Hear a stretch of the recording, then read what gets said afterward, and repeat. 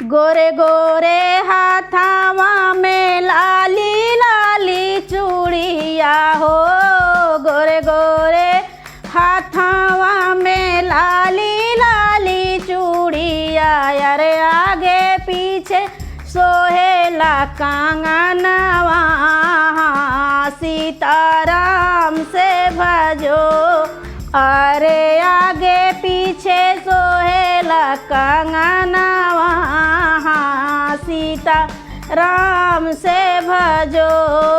ऊ चूड़िया पहिनाई दूल्हे की बहिनी हो, ऊ चूड़िया पहिनाई दूल्हे की बहिनी। अरे घूमी घूमी मांगली जोरनवा, सीताराम से भजो।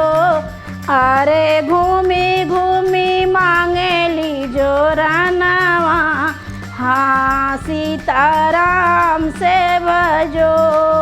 गोरे गोरे हाथावा में लाली लाली चूड़िया हो, गोरे गोरे हाथावा में लाली लाली चूड़िया। अरे आगे पीछे सोहेला कंगनवा, सीताराम से भजो।